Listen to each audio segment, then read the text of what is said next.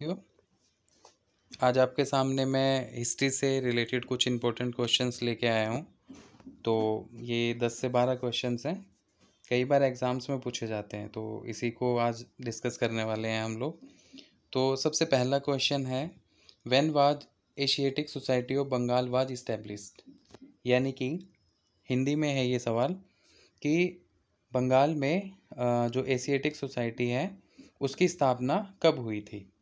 तो साथियों, इसको लेके 4 ऑप्शन है। Option A 1782, option B 1783, option C 1784 and option D 1785। तो इसका जो राइट आंसर है वो है ऑप्शन सी 1784। ठीक है, तो एशियाटिक सोसाइटी ऑफ बंगाल की स्थापना 1784 में की गई थी। क्वेश्चन नंबर सेकंड है कुछ इस तरीके से। तो क्वेश्चन नंबर फर्स्ट का आंसर हो गया 1784। Now we will talk about question number second. Question number second है, who established the Asiatic Society of Bengal. यानी बंगाल में एशियाटिक सोसाइटी की स्थापना किसने की थी। बंगाल के अंदर एशियाटिक सोसाइटी की स्थापना किसने की थी। तो ऑप्शन ए है जेम्स मिल, ऑप्शन बी है विलियम जोन्स, ऑप्शन सी है Max Muller and option D है वी ए स्मिथ यानी विंसेंट ऑर्थर स्मिथ। तो 4 ऑप्शंस हैं साथियों, 4 में से कोई एक ही सही आंसर होगा। तो हम अगर ये देखें कि एशियाटिक सोसाइटी ऑफ बंगाल की स्थापना किसने की थी, तो उसका सही आंसर है विलियम जोन्स। तो ये दोनों क्वेश्चंस जो हैं, क्वेश्चन नंबर 1 और 2, ये हमें कहीं ना कहीं एशियाटिक सोसाइटी के बारे में बताते हैं जिसकी स्थापना बंगाल के अंदर हुई थी। और ये स्थापना विलियम जोन्स ने की थी 1784 में। ठीक है, तो बंगाल की जो एशियाटिक सोसाइटी है उसकी स्थापना विलियम जोन्स ने की है और उसकी स्थापना 1784 में की गई है। साथियों, 1764 में बक्सर की लड़ाई के बाद में ईस्ट इंडिया कंपनी का बंगाल, बिहार और उड़ीसा का जो कंट्रोल था, बंगाल, बिहार और उड़ीसा का, वो कंट्रोल ईस्ट इंडिया कंपनी को मिल जाता है और ईस्ट इंडिया कंपनी को दीवानी राइट्स मिल जाते हैं। दीवानी राइट्स कहने का मतलब ये है कि कंपनी अब एज ए दीवान काम करने वाली थी इंडिया के अंदर, यानी रेवेन्यू कलेक्शन का काम, राजस्व एकत्रित करने का काम ईस्ट इंडिया कंपनी के हाथ में आ गया था। और बाकी जो प्रशासनिक जिम्मेदारियां थी वो यानी एडमिनिस्ट्रेटिव रिस्पॉन्सिबिलिटी, वो सारी की सारी बंगाल के नवाब को दे दी गई थी। तो बक्सर की लड़ाई के बाद में एक बहुत बड़ा चेंज होता है और इसी लड़ाई के बाद में 1765 में इलाहाबाद की संधि होती है। उस संधि के बाद में ही सारा का सारा कंट्रोल जो है वो ईस्ट इंडिया कंपनी के हाथ में आता है। तो अब ईस्ट इंडिया कंपनी को भारत के अंदर अपनी प्रशासनिक व्यवस्थाएं लागू करनी थी, क्योंकि कुछ इलाके उनके हाथ में आ गए थे और यहाँ का प्रशासन चलाना था। तो उस प्रशासन को चलाने के लिए भारत के की जो सामाजिक व्यवस्था है उसको जानना जरूरी था। इसी के चलते ये अंग्रेजों के प्रयास थे भारत के समाज, भारत की संस्कृति को समझने का, और इसी संदर्भ में ये काम किए गए थे कि बंगाल के अंदर एशियाटिक सोसाइटी की स्थापना की गई। अब हम नेक्स्ट क्वेश्चन की बात करते हैं, क्वेश्चन नंबर थर्ड। और क्वेश्चन नंबर थर्ड जो है वो हमारे सामने कुछ इस तरीके से है कि where was Asiatic Society of Bengal established.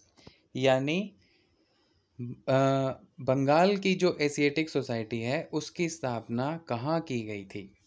ठीक है, यानी किस जगह पे इस सोसाइटी की स्थापना की गई थी बंगाल के अंदर। तो ऑप्शन ए है मुंबई, ऑप्शन बी है कैलकाटा यानी कलकत्ता, उस दौर में कलकत्ता कहा जाता था, अभी हम कोलकाता बोलते हैं, और ऑप्शन सी है मद्रास, ऑप्शन डी है पंजाब। तो बंगाल की एशियाटिक सोसाइटी की स्थापना किस जगह हुई थी। तो साथियों, इसका सही आंसर है Calcutta, option number B.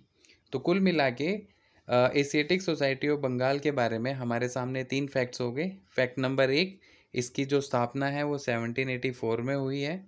Option number जो फैक्ट नंबर 2 है वो ये है कि इसकी जो स्थापना है, इसकी जो इस्टेब्लिशमेंट है वो विलियम जोन्स ने की है। और तीसरी चीज़ हमें ये पता चलती है कि इसकी स्थापना कलकत्ता में हुई थी। तो 3 इम्पोर्टेंट फैक्ट्स हैं और अक्सर ही ये अलग अलग एग्ज़ाम्स में पूछे जाते हैं। अब हम क्वेश्चन नंबर 4 के बारे में देखते हैं। क्वेश्चन नंबर 4 क्या है कि when was Asiatic Society of Bombay established. जिस तरीके से बंगाल में एशियाटिक सोसाइटी की स्थापना हुई थी, उसी तरीके से बॉम्बे यानी वर्तमान का मुंबई, बॉम्बे में भी एशियाटिक सोसाइटी की स्थापना की गई थी। तो सवाल हमसे यही पूछ रहा है कि ये जो एशियाटिक सोसाइटी है जिसकी स्थापना बॉम्बे में हुई थी, तो वो किस वर्ष में हुई थी, किस साल में हुई थी। ठीक है, तो ऑप्शन नंबर ए है 1802, ऑप्शन नंबर बी है 1803, ऑप्शन नंबर सी है 1804 एंड ऑप्शन नंबर डी है 1805। तो साथियों, इसका सही आंसर है 1804। ठीक है, तो Asiatic Society of Bombay was established in the year 1804। 1804 में बम्बई एशियाटिक सोसाइटी की स्थापना की गई थी। नाउ क्वेश्चन नंबर 5 को अगर हम देखें तो ये सवाल हमसे क्या पूछ रहा है, ये सवाल पूछ रहा है when was Asiatic Society of great Britain established, यानी ग्रेट ब्रिटेन के अंदर जो एशियाटिक सोसाइटी की स्थापना हुई थी वो कब हुई थी।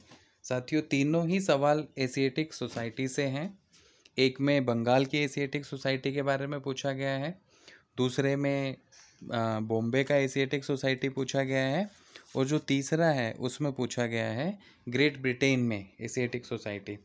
तो साथियों, ऑप्शन अगर देखें क्वेश्चन नंबर 5 के, तो ऑप्शन नंबर 1 है 1820 यानी 1820, ऑप्शन बी है 1821 यानी 1821, ऑप्शन सी है 1822 यानी 1822 और ऑप्शन डी है 1823। तो साथियों, एक चीज़ यहाँ मैं क्लियर कर दूँ, जो ग्रेट ब्रिटेन की एशियाटिक सोसाइटी है इसकी स्थापना होती है लंदन के अंदर, लंदन में इसकी स्थापना होती है। ठीक है, और ये स्थापना होती है 1823 में। ठीक है, तो कुल मिला के अगर अभी तक हम देखें तो हमारे सामने कुछ फैक्ट्स जो आए हैं वो ये आए हैं कि ग्रेट ब्रिटेन की एशियाटिक सोसाइटी की जो स्थापना है वो 1823 में होती है लंदन के अंदर। बम्बई की जो एशियाटिक सोसाइटी है उसकी स्थापना होती है 1804 में। बंगाल की एशियाटिक सोसाइटी की स्थापना कलकत्ता में होती है और इसकी स्थापना 1784 में होती है, और विलियम जोन्स जो है वो इसकी स्थापना करते हैं। तो ये 5 क्वेश्चंस हमारे सामने कुछ नए तरीके के फैक्ट्स लेके आते हैं। नाउ हम क्वेश्चन नंबर 6 को देखते हैं। माफ़ कीजिएगा, इसमें 5 के बाद डायरेक्ट 7 है, तो क्वेश्चन नंबर 7 को ही देखते हैं। क्वेश्चन नंबर 7 ये क्या कहता है, who translated Bhagavad Gita in English. अच्छा सवाल है साथियों। सवाल ये कहता है कि भगवत गीता का अंग्रेजी में अनुवाद किसने किया था। बताइए, इसकी क्या ज़रूरत पड़ी। तो मैंने अभी आपको बताया था कि 1764 बक्सर की लड़ाई के बाद में बंगाल, बिहार, उड़ीसा का जो इलाका है वो अल्टीमेटली ईस्ट इंडिया कंपनी के डायरेक्ट कंट्रोल में आ जाता है और कंपनी को यहाँ दीवानी राइट्स मिल जाते हैं, और ये जो दीवानी राइट्स थे ये मुग़ल एम्परर जो है वो ट्रांसमिट करता है ईस्ट इंडिया कंपनी को। इसी के चलते जब उनका कुछ इलाके के ऊपर कंट्रोल हो गया तो जिन लोगों के ऊपर प्रशासन उनको चलाना था वो थे इंडियंस। तो इंडियंस को जानना ज़रूरी था। अब इंडियंस के बारे में जानना है, उनकी कल्चर के बारे में जानना है, उनके सोशल कंडीशंस के बारे में जानना है, उनके जितने रिचुअल्स हैं उनके बारे में जानना है, तो उसके लिए इंडियंस के जो भी इंडियंस से रिलेटेड जो भी टेक्स्ट हैं, जो भी ग्रंथ हैं, उनको पढ़ना पड़ेगा। और इन टेक्स्ट की लैंग्वेज संस्कृत हुआ करती थी। ठीक है, तो अब अंग्रेज़ों को संस्कृत उतनी आती नहीं है, या कुछ एक ऐसे भी ब्रिटिशर्स थे जिन्होंने संस्कृत को सीखा भी था, लेकिन बड़े पैमाने पे अगर उन टेक्स्ट को सर्कुलेट करना है तो जाहिर सी बात है एक कॉमन प्लेटफॉर्म ढूंढना पड़ेगा कम्युनिकेशन का, और एक कॉमन प्लेटफॉर्म था अंग्रेज़ों के सामने इंग्लिश। तो इसलिए बहुत सारे ऐसे इम्पोर्टेंट डॉक्यूमेंट्स जो इंडियंस के बारे में, इंडियन सोसाइटी के बारे में बहुत सारी इन्फॉर्मेशन उनको दे सकते थे, तो ऐसे इंपॉर्टेंट डॉक्यूमेंट्स का ट्रांसलेशन इंग्लिश लैंग्वेज में स्टार्ट कर दिया गया था। तो वहीं से ये सवाल आता है कि भगवत गीता का इंग्लिश में ट्रांसलेशन किसने किया था। तो ऑप्शन नंबर ए है विलियम जोन्स। विलियम जोन्स के बारे में अभी अभी हम लोग पढ़ के आए हैं। विलियम जोन्स कौन थे, जिन्होंने एशियाटिक सोसाइटी ऑफ बंगाल की स्थापना की थी 1784 में कलकत्ता के अंदर। ऑप्शन बी है जेम्स मिल, ऑप्शन सी है Max Muller and option D है चार्ल्स विल्किंस। ठीक है, तो इन चारों ही ऑप्शंस में से कोई एक ऑप्शन ठीक होगा। Who translated Bhagavad Gita in English? तो साथियों इसका सही आंसर है option number D, Charles Wilkins ने भगवत गीता का इंग्लिश में ट्रांसलेशन किया था। Now question number next, question number 8, who translated Abhijnana Shakuntalam in English? यानी अभिज्ञान शकुंतलम, ये कालिदास जी के द्वारा लिखा गया एक नाटक था, अभिज्ञान शकुंतलम। इसको इंग्लिश में ट्रांसलेट करने का काम किसने किया था? क्वेश्चन नंबर 8, बस छोटी सी यही जानकारी हमसे चाहता है। तो अगर हम देखें option number A William Jones, अभी अभी हम इसके बारे में चर्चा कर चुके हैं, एशियाटिक सोसाइटी ऑफ बंगाल की स्थापना करने वाले हैं, कलकत्ता में इन्होंने की थी, 1784 में की थी। जेम्स मिल की बात करें तो जेम्स मिल जो है वो एक स्कॉटिश थे, इकोनॉमिस्ट थे, जिन्होंने पीरियडाइजेशन के ऊपर बुक लिखी थी और उन्होंने इंडियन हिस्ट्री का जो पीरियडाइजेशन किया था उसको 3 पीरियड्स में बांटा था, Hindu, Muslim and Christian. Now Max Muller और चार्ल्स विल्किंस के बारे में भी अभी अभी हमने पढ़ा कि इन्होंने क्या किया था, तो भाई साहब इन्होंने किया था भगवत गीता का इंग्लिश में ट्रांसलेशन। तो सवाल हमसे ये पूछता है कि अभिज्ञान शाकुंतलम का इंग्लिश में ट्रांसलेशन करने वाला इंसान इन चारों में से कौन था? तो इन चारों में से जो इंसान था उस इंसान का नाम था विलियम जोन्स। यानी विलियम जोन्स के बारे में टोटल 4 फैक्ट्स हमारे सामने आ गए। Fact number 1, 1784 Asiatic Society of Bengal की स्थापना। Fact number 2, Asiatic Society of Bengal was establish in Calcutta. Fact number 3, किसने किया? विलियम जोन्स ने। एंड फैक्ट नंबर 4 कि अभिज्ञान शकुंतलम का इंग्लिश में ट्रांसलेशन करने का काम भी विलियम जोन्स ने किया था। तो राइट आंसर है क्वेश्चन नंबर 8 का ऑप्शन नंबर ए। अब देखते हैं नेक्स्ट क्वेश्चन को, question number 9, early history of India book was written by whom? यानी early history of India book किसने लिखी थी? 4 ऑप्शन है हमारे सामने, V A. Smith, Vincent Arthur Smith, option number B है James Mill, option number C है राजेंद्र लाल मित्रा है ये, एंड ऑप्शन नंबर डी है ए.एल. बाशम। तो ये चारों के चारों हिस्टोरियंस हैं और इन चारों में से हमें ये बताना है कि early history of India book किसने लिखी थी। ठीक है, बेसिकली साथियों early history of India book जो है वो एक तरीके से जो एंशियंट इंडिया है यानी जो प्राचीन भारत है उसके राजनीतिक इतिहास को दर्शाती है। ठीक है, तो जो early history of India book है वो क्या रिप्रेजेंट करती है, क्या इन्फॉर्मेशन इससे हमें मिलती है? तो इससे हमें एंशियंट जो हिस्टोरिकल टाइम पीरियड है उस दौर का जो पॉलिटिकल सिस्टम है उसके बारे में इससे जानकारी मिलती है। और इस बुक को लिखने वाले जो हिस्टोरियन थे, जो महानुभाव विद्वान थे, उनका नाम था V A. Smith, Vincent Arthur Smith. तो कुल मिला के हमारे सामने 8 क्वेश्चंस आए हैं और इन 8 क्वेश्चंस के हमने कुछ जवाब ढूंढने की कोशिश की है। नाउ नेक्स्ट क्वेश्चन, अगला क्वेश्चन भी किताब से ही जुड़ा हुआ है and the question is Indo Aryans book was written by whom? यानी इंडो आर्यंस नामक शीर्षक से जुड़ी हुई पुस्तक किसने लिखी है?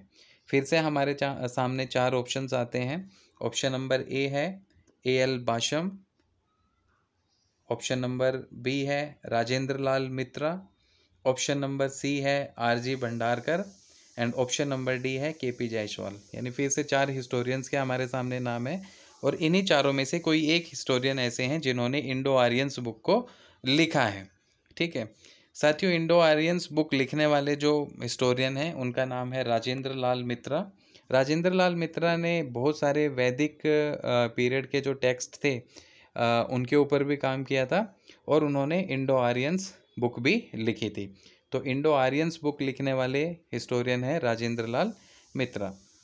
नेक्स्ट क्वेश्चन, क्वेश्चन नंबर 11 को अगर हम देखें तो क्वेश्चन नंबर 11 है history of Dharmashastra book was written by whom? यानी फिर से एक बुक से जुड़ा हुआ क्वेश्चन है और सवाल में पूछा गया है कि धर्मशास्त्रों का इतिहास यानी हिस्ट्री ऑफ धर्मशास्त्र ये बुक किसने लिखी है? 4 ऑप्शंस हमारे सामने हैं। ऑप्शन नंबर 1 है के.पी. जायसवाल, एक हिस्टोरियन है, ठीक है, जिन्होंने बहुत सारे प्रखंडों के ऊपर काम किया है। ऑप्शन नंबर बी है पांडुरंग वामन काने, ऑप्शन नंबर सी है RJ Bhandarkar and option number D है एएल बाशम। तो इन चारों हिस्टोरियंस में से कोई एक हिस्टोरियंस ऐसे हैं जिन्होंने हिस्ट्री ऑफ धर्मशास्त्रा बुक लिखी है। ठीक है, तो जो राइट आंसर है वो है साथियों option number B, Pandurang Vaman Kane. ये वो इतिहासकार हैं जिन्होंने हिस्ट्री ऑफ धर्मशास्त्रा यानी धर्मशास्त्रों का इतिहास नामक बुक पांडुरंग वामन काने के द्वारा लिखी गई है। नेक्स्ट क्वेश्चन है साथियों, history of ancient India book was written by whom. History of ancient India प्राचीन भारत का इतिहास नामक पुस्तक किसके द्वारा लिखी गई है? तो हमारे सामने फिर से वही चार ऑप्शन है। ऑप्शन नंबर ए है हेमचंद्र राय चौधरी। ठीक है, एंशिएंट हिस्ट्री के बारे में बहुत सारे इंपॉर्टेंट काम इन्होंने किए हैं। ऑप्शन नंबर बी है KP Jayaswal. Option number C है Rajendra Lal Mitra and option number D है आरसी मजूमदार। राजेंद्र लाल मित्रा के बारे में अभी अभी हमने एक क्वेश्चन अटेम्प्ट किया था कि इन्होंने बहुत सारे वैदिक टेक्स्ट के ऊपर काम किया है और इन्होंने इंडो आर्यंस बुक को लिखा था। ठीक है, अब ये जो क्वेश्चन है हिस्ट्री ऑफ एंशिएंट इंडिया प्राचीन भारत का इतिहास, ये पुस्तक किसने लिखी? तो साथियों इसका सही आंसर है ऑप्शन नंबर ए हेमचंद्र राय चौधरी। इन्होंने इस पुस्तक को लिखने का काम किया है। तो साथियों क्वेश्चन की सीरीज़ में ये कुछ क्वेश्चंस थे जो मुझे अच्छे लगे, जो कई बार अलग अलग हिस्ट्री से रिलेटेड एग्ज़ाम में पूछे गए हैं। तो मैंने इस सीरीज़ को थोड़ा सा स्टार्ट किया है। इसके साथ साथ हम एनसीईआरटी को भी पढ़ते रहेंगे।